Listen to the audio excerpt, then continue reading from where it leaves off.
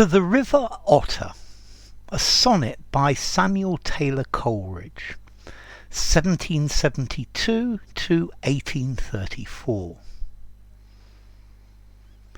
Dear native brook, wild streamlet of the West, how many various fated years have passed!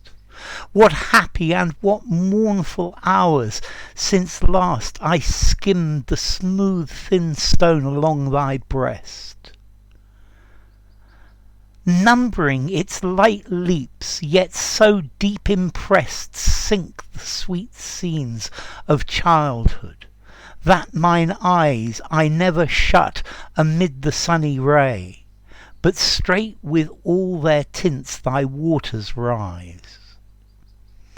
Thy crossing plank, thy marge with willows grey, and bedded sand that, veined with various dyes, gleamed through thy bright transparence on my way, visions of childhood. Oft have ye beguiled lone manhood's cares, yet waking fondest sighs are that once more I were a careless child. Okay, this is a poem by Samuel Taylor Coleridge. He came from Devon in the West Country, that's the extreme southwest of the UK. And he's one of the founders of the Romanticism movement together with William Wordsworth, and he went to Jesus College, Cambridge. So what's this about? Okay, this is about the River Otter, and the River Otter is a river that was near where he was born and grew up. And let's see, what's the poem about? Okay, it's about remembering his childhood and wishing that he was a child again. And he wishes he had spent more time enjoying his childhood. And he regrets that childhood's gone and he can't go back there. Dear native brook. So, a brook, a river. Dear river of where I came from, but I'm sure, I've never been to the River Otter, but I'm sure it's very wild. Wild streamlet of the West. So, a small wild stream of the West Country. How many various fated years have passed? So, it's I think either he's standing there looking at it or he's just shutting his eyes and remembering it. And he's thinking how many years have passed since I was actually there by the river. What happy and what mournful hours since last I skimmed the smooth thin stone along thy breast. So, he's had many happy times since then, and he's had many mournful, sad ones as well. So a lot of time has passed, both good and bad, since last he skimmed stones. This is where you take a stone, a flat stone, and you throw it, and it bounces on the water. Boing, boing, boing. Okay, so since I last skimmed the smooth thin stone along thy breast. I like this use of the word breast. The breast is here, it's talking about the surface of the water. Okay, so it's a long time since he skimmed stones on the surface of the water. Numbering its light leaps, yet so deep impressed, sink the sweet scenes of childhood. Okay, so each time the stone bounces, he counts it 1, 2, 3, 4. Yeah, because normally when you skim stones, you want to see how many times you can get it to skim. Yet so deep impressed sink the sweet scenes of childhood. So these memories of childhood, these beautiful moments of childhood, are really deeply impressed on his mind.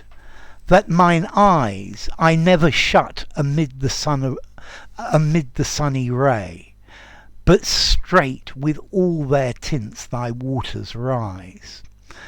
So when he thinks back to childhood, when he thinks back to these sweet scenes, that he can't forget these sweet scenes. I never shut my eyes amid the sunny ray. It's something he's almost entranced by. But straight with all their tints, with all the different colours, that your waters rise. So this memory rises in its mind with all of the beautiful colours of being by a small river in the countryside. Thy crossing plank, thy marge with willows grey. So there's a plank that goes across the river, a flat piece of wood. Thy margin, the edge. Yeah, so there are grey willow trees on the edge of the river, and bedded sand that, veined with various dyes, gleam through thy bright transparence. And then there are beds of sand that have lines or veins of various different colours, and these were shining through the transparent water. Okay, so he's remembering and he's describing it very beautifully. Veined with various, with willows. Here we've got alliteration. On my way, visions of childhood oft have ye beguiled lone manhood's cares. So on his way, after he left there, and as he grew up and in his adult life, he's often thought about this, and they've often beguiled lone manhood's cares. So they've stopped him worrying about the things that adults worry about, and maybe when he's worried about something, he thinks back to being beside the River Otter and how beautiful it was. And maybe he wishes to be there as well, which is what he says.